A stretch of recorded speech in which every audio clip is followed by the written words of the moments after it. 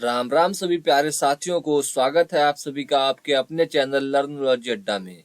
जैसा कि आप सभी को पता है, हम डेली शाम को 5 बजे रट्टा मार सीरीज लेकर आते हैं, जिसमें हम पंचायती राज व्यवस्था के 20 क्वेश्चनों को देखते हैं, समझते हैं और याद करते हैं।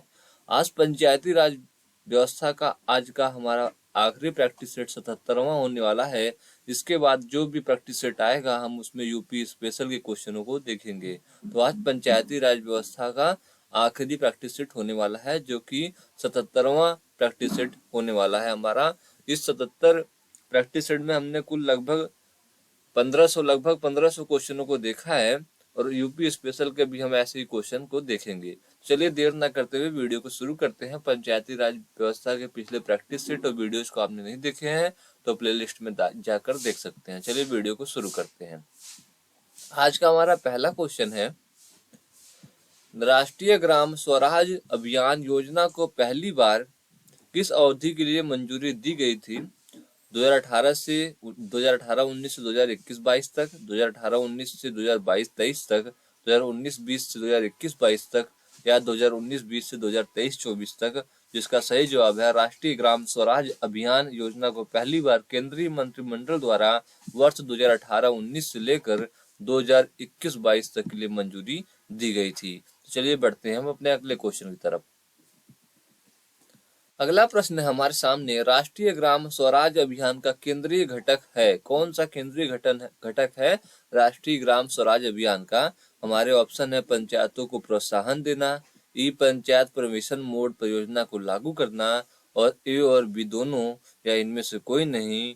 तो जो सही जवाब है वह हमारा पंचायतों को प्रोत्साहन देना भी इसका केंद्रीय घटक है और ई पंचायत परमिशन मोड परियोजना को लागू करना भी इसका प्रमुख घटक है। इसलिए जो हमारा ऑप्शन सी है, ए और बी दोनों बिल्कुल सही है।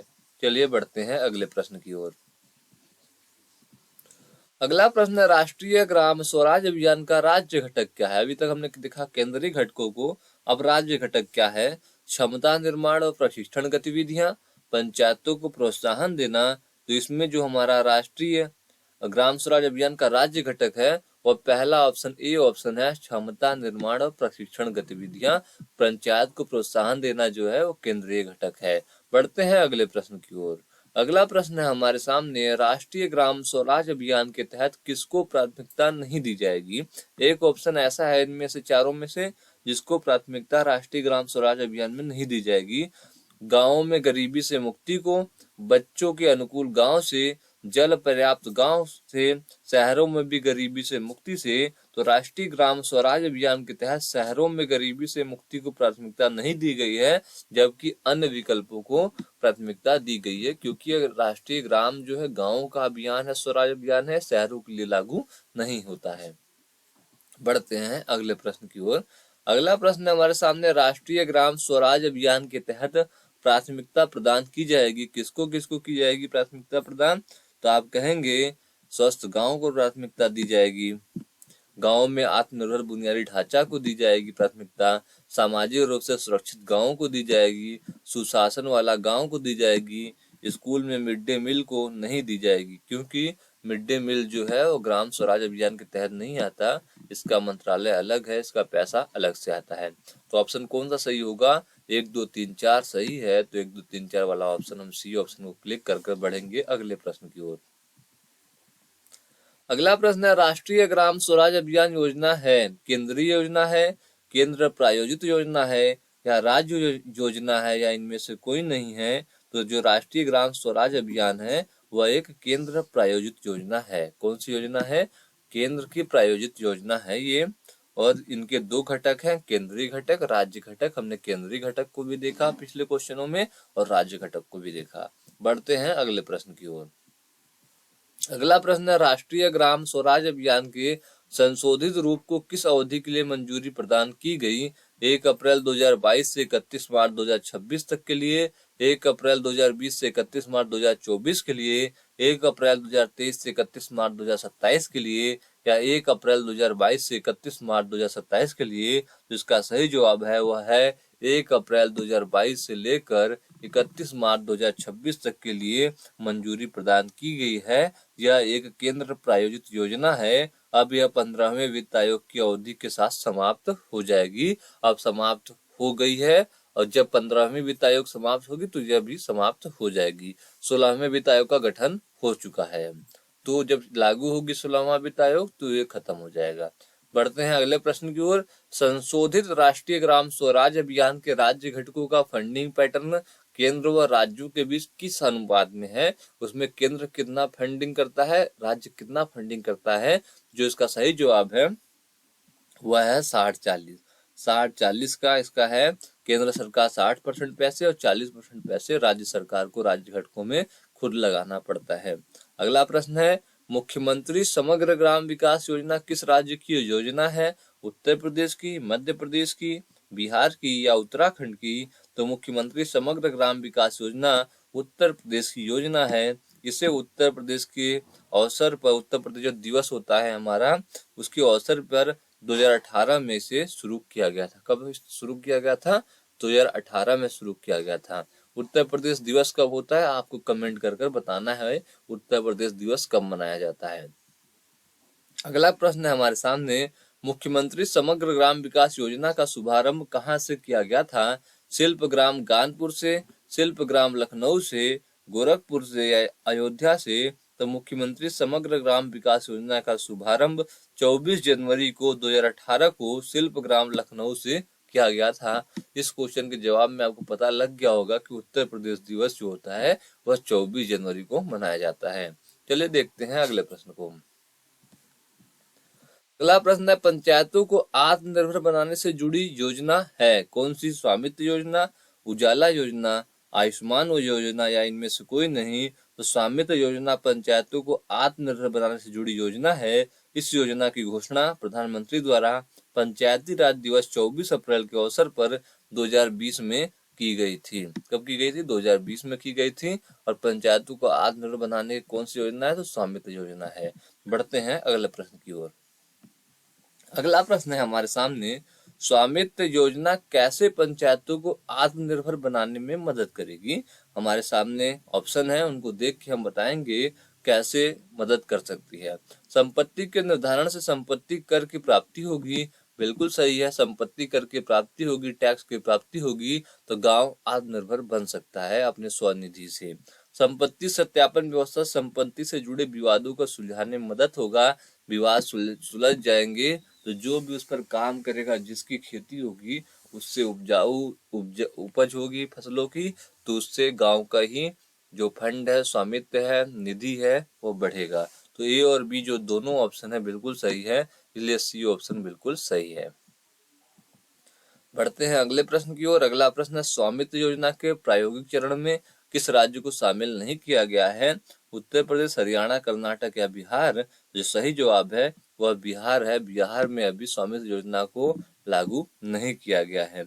6 राज्यों में लागू किया गया, उसमें उत्तर प्रदेश, हरियाणा, कर्नाटक, मध्य प्रदेश, उत्तराखंड तथा महाराष्ट्र के लगभग 1 लाख गाँव में लागू किया गया है। चलिए बढ़ते हैं अगले प्रश्न की ओर। अगला प्रश्न है, स्वामित्व योजना किन किन विभागों की सहायता से चलाई जा रही है? पंचायती राज विभाग, भारतीय सर्वेक्षण विभाग, राज्य राजस्व विभाग या इनमें तीनों में से आपको बताना है केवल एक, केवल 1-2, केवल 2-3 या केवल 1-2-3? तो तीनों की मदद से पंचायती राज विभाग के, भारतीय सर्वेक्षण विभाग के, राज्य राजस्व विभाग की मदद से ही जो स्वामित्व योजना है इसको चलाया जा रहा है। अब बढ़ते हैं अगले प्रश्न की ओर। अगला प्रश्न है, पंचायती राज मंत्रालय भारत सरकार द्वारा पंचायतों में सतत विकास लक्ष्यों के स्थानीयकरण हेतु कितने लक्ष्यों को समाहित किया गया है? ऑप्शन है 15, 16, 17 या 20। तो पंचायती राज मंत्रालय भारत सरकार द्वारा पंचायतों में सतत विकास लक्ष्यों के स्थानीयकरण हेतु 17 लक्ष्यों को समाहित करते हुए 9 विषयगत क्षेत्रों को चिन्हित किया गया है। कितने विषयों को? 17 विषयों को किया गया है, समाहित किया गया है। चलते हैं, देखते हैं अगले प्रश्न को।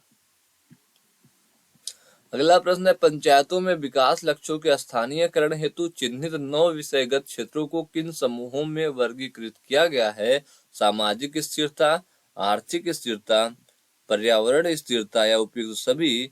तो पंचायत में सतत विकास के लक्ष्यों के स्थानीयकरण हेतु चिन्हित 9 विषयगत क्षेत्रों को तीन समूहों सामाजिक स्थिरता, आर्थिक स्थिरता तथा पर्यावरणीय स्थिरता में विभाजित किया गया है। तो उपयुक्त सभी जो तीनों ऑप्शन है हमारे वह बिल्कुल सही है।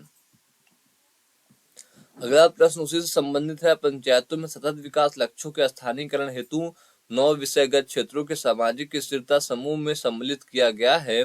बाल हितैषी गांव को, महिला हितैषी गांव को, सुशासन वाला गांव को या उपयुक्त सभी।